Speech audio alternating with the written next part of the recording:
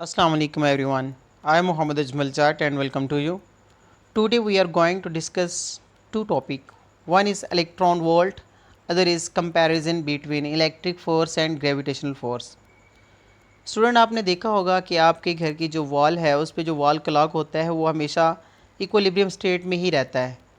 वो नीचे क्यों नहीं गिरता? क्योंकि इस पे जो अपवर्ड फोर्सेस हैं वो इक्वल हैं डाउनवर्ड फोर्सेस के। जैसे कि ये आपको एक रूम नज़र आ रहा है जिसमें जो है अलग अलग जो सीनरी हैं जिसके एक दरख्त की शेप बनाई हुई है। तो ये डाउनवर्ड में फोर्स कर रही है, इन पे ग्रेविटी इनको नीचे की तरफ खींच रही है, लेकिन इनका जो वेट है अपवर्ड फोर्सेस जो है जो इनके अंदर जो हमने कील लगाए हुए हैं वो क्या कर रहे हैं, इनको अपवर्ड फोर्सेस लगा रहे हैं। तो जिनकी वजह से अपवर्ड फोर्सेस और डाउनवर्ड फोर्सेस जो है वो इक्वल हैं बट अपोजिट इन डायरेक्शन है। तो इसीलिए ये क्या करते हैं कि इक्वलिब्रियम स्टेट में रहते हैं।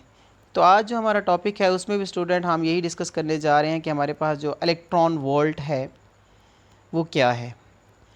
इलेक्ट्रॉन वोल्ट की जो डेफिनेशन है वो आपके पास मौजूद है। The amount of energy equal to 1.6 cross 10⁻⁻19 joule is called electron volt.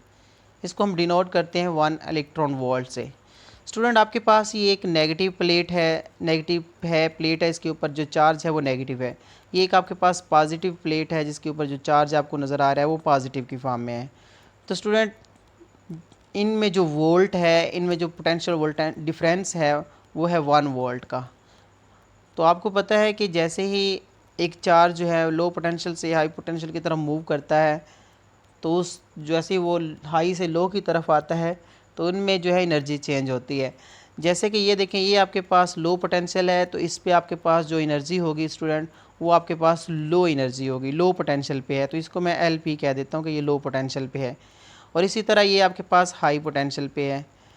तो अब स्टूडेंट क्या है कि इसमें जो एनर्जी है आपके पास, इसको अगर आप ए पॉइंट का नाम दे देते हो, इसका आप बी पॉइंट का नाम देते हो, तो अब इनके दरमियान में पोटेंशियल डिफरेंस है वो आपके पास 1 वोल्ट है जो आप इस फिगर में देख सकते हो। तो अब इसके अंदर अगर कोई चार्ज मूव करता है स्टूडेंट, अप डाउन का मूव करता है, अगर ये लो से हाई में जाता है तो ये एनर्जी को क्या करेगा, इसको एनर्जी देनी पड़ेगी, एनर्जी गेन करेगा तो इसको एनर्जी अक्वायर होगी, इसको हासिल एनर्जी देंगे करेंगे तो ये लो से हाई तक जाएगा। अगर ये हाई पे है तो ये लो पे आने के लिए हमें एनर्जी गेन करेगा। तो इसलिए अगर ये पोटेंशियल 1 वोल्ट के पोटेंशियल डिफरेंस में ये लो से हाई तक या हाई से लो तक कोई भी डिस्टेंस कवर करता है तो हम उसको इलेक्ट्रॉन वोल्ट कहते हैं, जिसकी जो एनर्जी है, जो इलेक्ट्रॉन पे चार्ज है वो 1.10⁻⁻19 है। अब हम स्टूडेंट देखते हैं कि हमारे पास इसकी सेकंड डेफिनेशन क्या है। सेकंड डेफिनेशन में हम देखते हैं कि हमारे पास it is amount of energy acquired और lost by an electron as it moves through a potential difference of 1 volt. Student जैसे कि ये पोटेंशियल डिफरेंस है, इसमें एक हाई पोटेंशियल पे है पॉजिटिव, एक लो पोटेंशियल में है, ठीक है। तो अब अगर जो है कोई भी चार्ज इसमें मूव कर, इलेक्ट्रॉन की बात कर रहे हैं, अगर इलेक्ट्रॉन लो से हाई पोटेंशियल की तरफ जाता है तो ये क्या करेगा, इसको एनर्जी हम देंगे। अगर ये हाई से लो की तरफ आता है तो यहाँ से हमें एनर्जी गेन हो गई। तो अगर ये 1 वोल्ट के पोटेंशियल में मूव करता है तो इसका मतलब ये हुआ कि इसकी जो एनर्जी है वो 1 इलेक्ट्रॉन वोल्ट है। उसको हम फाइंड करते हैं। कैसे फाइंड करते हैं? वो आपके पास जो फाइंड करेंगे आप 1 इलेक्ट्रॉन वोल्ट वो इक्वल होगी 1.6 क्रॉस 10⁻⁻19 जॉल। अब जो ये एनर्जी में आ जाएगा स्टूडेंट जॉल। वैसे तो आपको पता है कि इलेक्ट्रॉन वोल्ट जो है जो इलेक्ट्रॉन पे जो चार्ज होता है वो 1.6 क्रॉस 10⁻⁻19 कूलम होता है, लेकिन ये हम जॉल में कैसे लेके आते हैं इसको हम देखते हैं, इसको प्रूव करते हैं। जी, प्रूव में सबसे पहले हम स्टूडेंट देखेंगे कि हमारे पास इलेक्ट्रॉन वोल्ट की जो एक्सप्लेनेशन है उसमें आपको फिगर एक नज़र आ रही है। जो आपके पास हाई पोटेंशियल बैटरी है, ये पॉजिटिव चार्ज है तो ये हाई पोटेंशियल पे है, इसको हम हाई पोटेंशियल बोलेंगे, ठीक है। ये आपके पास नेगेटिव चार्ज है, ये लो पोटेंशियल पे है। अगर यहाँ पे स्टूडेंट हमारे पास इलेक्ट्रॉन है, इसको इलेक्ट्रॉन को अगर हम सेंटर में फ्री करेंगे यहाँ पे तो ये क्या करेगा, अपवर्ड मूव करेगा, ठीक है। और ऊपर वाली साइड पे स्टूडेंट आपके पास जो एनर्जी है वो आपके पास है काइनेटिक एनर्जी। सॉरी, ऊपर वाली साइड पे आपके पास जो एनर्जी है वो आप है हाई पोटेंशियल पे आपके पास पोटेंशियल एनर्जी होगी, ठीक है, पोटेंशियल एनर्जी होगी। और जो लो पोटेंशियल है वहाँ पे आपके पास काइनेटिक एनर्जी होगी। इसका मतलब जो लो पोटेंशियल है वहाँ पे आपके पास काइनेटिक एनर्जी है। तो अब स्टूडेंट क्या होगा कि जैसे ही चार्ज को अगर हम इलेक्ट्रॉन वोल्ट में, आप इलेक्ट्रॉन की बात कर रहे हैं, चार्ज की, नेगेटिव चार्ज की बात कर रहे हैं, तो नेगेटिव चार्ज में क्या करेंगे, जैसे ही हम इस कोई भी, अगर इसमें जो कोई भी चार्ज मौजूद है, अगर क्यू भी आपके पास मौजूद है, उसको अगर आप स्टूडेंट इसमें छोड़ते हैं तो इसमें पोटेंशियल वोल्टेज अगर है, नीचे वाली साइड पे जो पोटेंशियल वोल्टेज है वो वी ए है, क्योंकि ये ए पॉइंट है। ठीक है, इसको आप लिख भी सकते हैं, अगर ये आपके पास ए पॉइंट है और ये अगर आपके पास बी पॉइंट है, तो अगर कोई भी चार्ज को आप यहाँ पे फ्री करते हो, कोई भी चार्ज है, पॉजिटिव है या नेगेटिव है, तो ये लो पोटेंशियल से हाई पोटेंशियल की तरफ मूव करेगा, सॉरी हाई पोटेंशियल से लो पोटेंशियल की तरफ मूव करेगा। ठीक है, तो अब ये ज़रा आपको इलेक्ट्रॉन नज़र आ रहा है, इलेक्ट्रॉन क्या करेगा, ये इसको नेगेटिव जो है, ये लो पोटेंशियल इसको रिपेल करेगा, तो ये अपवर्ड की तरफ मूव करेगा, वहाँ से इसको जो है अट्रैक्ट कर लेगा। ठीक है, ये पॉजिटिव चार्ज इसका इलेक्ट्रॉन को अट्रैक्ट कर लेगा। इसी तरह अगर आप बात करें पॉजिटिव चार्ज की, तो पॉजिटिव चार्ज डाउनवर्ड आएगा। डाउनवर्ड क्यों आएगा, क्योंकि ये इसका हाई पोटेंशियल है, ये इसका लो पोटेंशियल है, तो ये हाई से लो की तरफ आते हैं, जिस तरह वाटर जो है वो अपर टैंक से लोअर टैंकर में हमेशा आता है। ओके, तो इसके दरमियान में जो एनर्जी है, इनके दरमियान में जो पोटेंशियल चार्ज एनर्जी है, वो आपके पास है delta U is equal to Q into V B minus V A. V B minus V A का मतलब क्या है कि आपके पास ए से बी तक जो आपके पास इलेक्ट्रॉन मूव करता है, उसके लिए आप लिखते हैं फाइनल माइनस इनिशियल कि चेंज इन वोल्टेज है।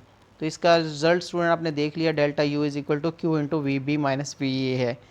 अब हम देखते हैं कि अगर हम इस पर कोई भी एक्सटर्नल फोर्स नहीं लगाते, if no external force act on charge to maintain the equilibrium. Student पहले तो ये इक्विलिब्रियम में था, अब क्या है, अब हम इस पर कोई फोर्स नहीं लगा रहे कि ये इक्विलिब्रियम में हो, दस change in potential energy appear change in kinetic energy. तो फिर स्टूडेंट क्या होगा, जैसे हम इस पर कोई फोर्स नहीं लगाते, तो ये अगर हाई पोटेंशियल पे है तो ये लो पोटेंशियल में आ जाएगा।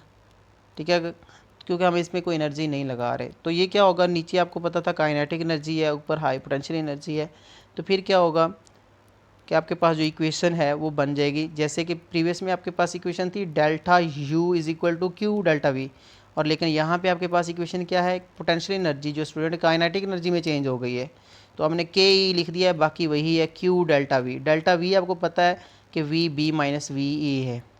अब हम क्या करते हैं स्टूडेंट, जैसा कि हम इस टॉपिक में आप इलेक्ट्रॉन वोल्ट पढ़ रहे हो, तो आप क्यू की जगह पे ई पुट कर देंगे इसमें, क्योंकि चार्ज ऑन इलेक्ट्रॉन है, तो वो क्यू की जगह पे स्टूडेंट आप क्या लिख देंगे, ई लिख देंगे, तो आप इक्वेशन बन जाएगी ये वाली, कि जैसे कि ये आपके पास क्यू था तो ये आपके पास ई बन गया। अब हम देखते हैं कि जो वोल्टेज है आपके पास, जो इलेक्ट्रॉन पे जो चार्ज है वो है 1.6 क्रॉस 10⁻⁻⁹ कूलम, और आपके पास जो वोल्ट है, जो पोटेंशियल डिफरेंस है, जो डेल्टा वी आपके पास जो दो प्लेट के दरमियान पोटेंशियल वोल्टेज है, वो आपके पास 1 वोल्ट है, जो आपके प्रीवियस फिगर में डेफिनेशन में आपने देखा।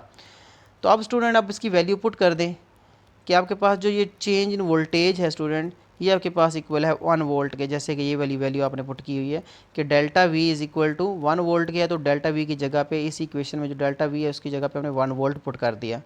अब हम क्या करेंगे, ई की वैल्यू पुट करें। ई पे जो चार्ज है स्टूडेंट वो आपके पास ये येलो कलर में शो हो रहा है, ये है 1.6 क्रॉस 10⁻⁻⁹ कूलम, और साथ आपको पास यही वाली इक्वेशन आपने 1 वोल्ट यहाँ पे लिख दी। अब क्या करेंगे स्टूडेंट, सी को आप, वोल्ट का जो यूनिट होता है वो वी होता है, तो सी वी लिख दें, ये वी का यूनिट है वोल्ट, और ये सी वैसे का वैसे आ गया, वैसे बाकी जो है आपके पास इक्वेशन सेम रह गई। अब इनको स्टूडेंट मल्टीप्लाई करें सी इंटू वी के, तो आपने ज़रा एक इक्वेशन पढ़ी थी शुरू में कि वर्क किसके इक्वल होता था, जो आपने इक्वेशन पढ़ी थी कि V is equal to W over Q. यहाँ से आप स्टूडेंट निकाल लें डब्ल्यू, तो आपके पास किसके इक्वल आ जाएगा, डब्ल्यू इज़ इक्वल टू आ जाएगा क्यू वी के।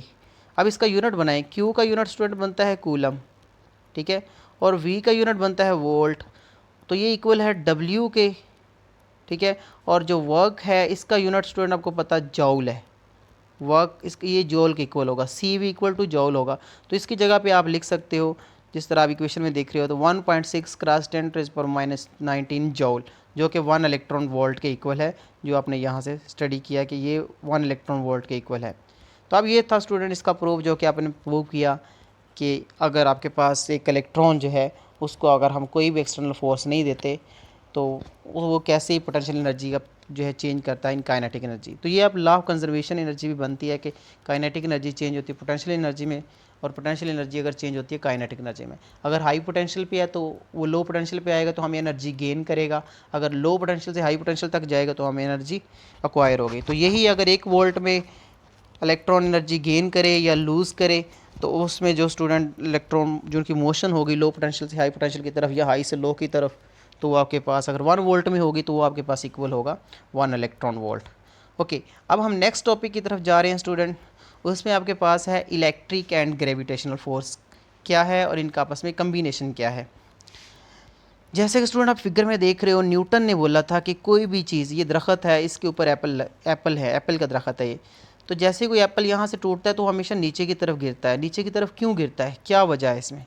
या फिर अगर आप देख लें कि अगर 2 बॉडी हैं, एक ये आपके पास नज़र आ रहा है मैस ऑफ मून है और ये मैस ऑफ अर्थ है फॉर एग्ज़ाम्पल, तो ये क्या करेंगे, ये दोनों बॉडी एक दूसरे को खींच रहे हैं। अगर 2 आदमी आपस में हैं तो वो भी एक दूसरे को खींच रहे हैं। जैसा कि ये आप देख रहे हो फिगर में कि एक आर्मी है, ये अगर जहाज़ से नीचे छलांग लगाते हैं तो ये नीचे की तरफ मूव करते हैं क्योंकि अर्थ इनको खींच रही होती है, ठीक है। और ये जब पैराशूट ऑन करते हैं तो ये अपने आप को बैलेंस रखने के लिए, इक्विलिब्रियम में लाने की कोशिश कर रहे होते हैं। ओके, अब हम देखते हैं यही फिगर को, एक ये वाली फिगर है आपके पास, ये 2 चार्ज हैं Q1 Q2, क्योंकि हम बात कर रहे हैं इलेक्ट्रिक एंड ग्रेविटेशनल फोर्स की। इलेक्ट्रिक फोर्स आपके पास ये होगा जिसमें आप 2 चार्ज लेंगे, उनके दरमियान जो अट्रैक्शन और रिपल्शन की फ़ोर्स होगी उनको डिस्कस करेंगे।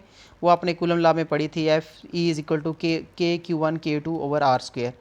और जो आपके पास आपने प्रीवियस फर्स्ट ईयर में स्टडी किया था स्टूडेंट कि 2 मैस होंगे, उनके दरमियान जो फोर्स होगी वो आपके पास F = Gm over R²। 2 body mass हैं तो इनके इक्वल। ये 2 चार्ज की बात कर रहे हैं, 2 मैस, इनका आपस में कंपैरिजन करते हैं कि इनमें सिमिलरिटी क्या है और इनमें जो है डिफरेंस क्या है। पहले हम बात करेंगे सिमिलरिटीज़ की। इलेक्ट्रिक और ग्रेविटेशनल फोर्स में जो है सिमिलरिटीज़ क्या है। स्टूडेंट आप देख रहे हो फिगर में, ये है आपके पास ग्रेविटेशनल फोर्स, 2 बॉडी के दरमियान में जो फोर्स, चांद और ज़मीन के दरमियान में जो फोर्स होती है वो ग्रेविटेशनल फोर्स होती है। F G इसको डिनोट करते हैं जो कि इक्वल है Gm m/r²। इसमें स्टूडेंट डबल M है, 2 बॉडी होती हैं, ठीक है। और R² का मतलब उनके दरमियान जो डिस्टेंस है उनका आप स्क्वायर लेते हैं, और G एक कांस्टेंट है, यूनिवर्सल कांस्टेंट है। तो स्टूडेंट इसमें आप देख सकते हो दूसरी साइड पे इलेक्ट्रिक फोर्स में ये सिमिलरिटी पढ़ रहे हैं, इसमें भी बिल्कुल वही होता है। इसको आप Fe से डिनोट करते हो, इसमें 2 ही बॉडी ली जाती हैं, 2 चार्ज है, और इनमें भी R² देख रहे हो कि आप इसमें भी R² होता है। इसमें जो फोर्स है वो इन्वर्स रिलेशन है R² के साथ, इसमें भी फोर्स का जो रिलेशन है वो इन्वर्स है R² के साथ। तो आप कह सकते हो कि इसमें जो आपके पास वैल्यू है वो भी डबल मैस ले रहे हैं, इसमें डबल चार्ज ले, 2 बॉडी ले रहे हैं। तो आप कह सकते हो कि it depend upon the product of masses. इसमें भी प्रोडक्ट मैसेज है, ये भी डिपेंड करता है प्रोडक्ट ऑफ चार्ज पे। यहाँ पे जो 2 बॉडी हैं वो चार्ज है का प्रोडक्ट है, इसमें 2 मैस का प्रोडक्ट है। इट ओबे इन्वर्स स्क्वायर लॉ, जैसे कि ये देखें, ये आपस में इसकी जो ग्रेविटेशनल फोर्स है वो इन्वर्स स्क्वायर लॉ की इन्वर्स है। इसी में भी जो इलेक्ट्रिकस्टैटिक फोर्स है वो भी इन्वर्स स्क्वायर लॉ के को ओबे कर रही है। तो हम ये कह सकते हैं ये भी इनकी सिमिलरिटी है। इस तरह हम कह सकते हैं it is conservative force. Conservative force किसे कहते हैं स्टूडेंट के एक energy kinetic energy potential energy में चेंज हो जाए, या लाइट एनर्जी हीट एनर्जी में चेंज हो जाए, और या फिर आप इसी तरह एनर्जी एक फॉर्म से दूसरी फॉर्म में चेंज हो जाए। एनर्जी को हम जो है ना एक फॉर्म से दूसरी फॉर्म में चेंज कर देते हैं लेकिन डिस्ट्रॉय नहीं कर सकते। इसी को हम कहते हैं लॉ ऑफ कंजर्वेशन, कि ये एनर्जी हमेशा टोटल एनर्जी कंजर्व रहती है। लो से हाई तक जा सकते हैं, काइनेटिक एनर्जी पोटेंशियल में जा सकती है, लेकिन टोटल एनर्जी कंजर्व रहती है। ये इनकी सिमिलरिटी थी, इनको अच्छी तरह आप देख लीजिएगा। अब हम स्टूडेंट देखते हैं कि आपके पास इलेक्ट्रिक और ग्रेविटेशनल फोर्स में डिफरेंसेस क्या है। ग्रेविटेशनल फोर्स का जो आपने देखा इसमें डिफरेंस क्या है, it is attractive force. Student gravitational force जो है वो अट्रैक्ट करती है हमेशा, इसमें एक रिपल्शन नहीं है, जस्ट अट्रैक्ट करती है ग्रेविटेशनल फोर्स। जिस तरह चांद मून को अट्रैक्ट कर रहा है, अगर रिपेल करते होते तो अब तक जो है ना एक दूसरे से बहुत दूर जा चुके होते, लेकिन ये जस्ट क्या कर रहे हैं, अट्रैक्ट कर रहे हैं। ये एक इसमें डिफरेंस है। लेकिन जो इलेक्ट्रॉन वोल्ट है, इलेक्ट्रिक फोर्स है स्टूडेंट, जो 2 चार्ज के दरमियान में फोर्स है, उसमें आपको पता है पॉजिटिव और नेगेटिव चार्ज होते हैं, वो उसमें अट्रैक्टिव भी होते हैं और रिपल्सिव फोर्स भी होती है। ये अट्रैक्ट भी कर सकते हैं और रिपेल भी कर सकते हैं। और gravitational force student it is a weak force, लेकिन जो है इलेक्ट्रिक फोर्स है वो it is strong force. Weak force student कैसे है, देखें चांद मून को खींच रहा है लेकिन बिल्कुल एक दूसरे को करीब नहीं पहुंच गया। अगर ये स्ट्रॉन्ग फोर्स होती तो ये कब के एक दूसरे को, जो सूरज है वो सब शेयरों को एक दूसरे की तरफ खींच लेता। लेकिन जो है ना ये वीक फोर्स है, बस कम वैल्यू है इसकी, दूर से फोर्स लगा रहे होते हैं। इसी तरह अगर हम बात करें स्ट्रॉन्ग फोर्स की, तो जो इलेक्ट्रिक फोर्स है ये Q1 Q2 ये बहुत स्ट्रॉन्ग फोर्स है। ये पॉजिटिव नेगेटिव को या तो अट्रैक्ट कर लेंगे या पॉजिटिव पॉजिटिव एक दूसरे को रिपेल कर देंगे। इसी तरह जो तीसरा पॉइंट है, it is a long range force. ये जो स्टूडेंट ग्रेविटेशनल है लॉन्ग रेंज तक, जैसे सन जो है वो अर्थ पे इनके दरमियान काफ़ी डिस्टेंस है तो फिर भी वो अट्रैक्ट कर रहा है उसको, ठीक है। ये लॉन्ग रेंज के लिए है, इनकी रेंज लॉन्ग हो सकती है। लेकिन अगर हम बात करें चार्ज की तो it is short range force. ये जो है इनके दरमियान में जो रेंज है वेरी शॉर्ट है। अगर स्मॉल डिस्टेंस होगा तो ये अट्रैक्ट करेंगे, अगर दूर दूर कर देंगे तो इन पे आपस में जो कूलम फोर्स का वो जो इफ़ेक्ट है वो ख़त्म हो जाएगा। अगर हम बात करेंगे फोर्थ पॉइंट की, it does not depend upon on medium. Student इसके ये मीडियम पे डिपेंड नहीं करता। अगर आप दो बॉडी है उनके दरमियान बेशक आप प्लास्टिक ले लें, बेशक आप कोई शील्ड कर दें या कोई पत्थर रख दें, तो तब भी ये एक दूसरे पे अट्रैक्टिव फोर्स लगाते रहेंगे। ये डिपेंड नहीं करती किसी भी मीडियम पे। लेकिन अगर हम बात करें इलेक्ट्रिक फ़ोर्स की, it depend upon on medium, तो ये मीडियम पे डिपेंड करती है। मसलन अगर आप दरमियान दो चार्ज के दरमियान में प्लास्टिक ले लें, दो दरमियान चार्ज के दरमियान में अगर आप कोई मीडियम ले लें, कोई डाई इलेक्ट्रिक या इंसुलेटर ले लें, तो वो क्या करेगा, वो कूलम फोर्स को डिक्रीज़ कर देगा। तो इसका मतलब इलेक्ट्रिक फोर्स है वो मीडियम पे डिपेंड करती है। जो आप एप्सिलॉन नॉट यूज़ करते हैं, फ्री स्पेस यूज़ करते हैं, परमिटिविटी यूज़ करते हैं, वो आपके पास मीडियम कहलाता है।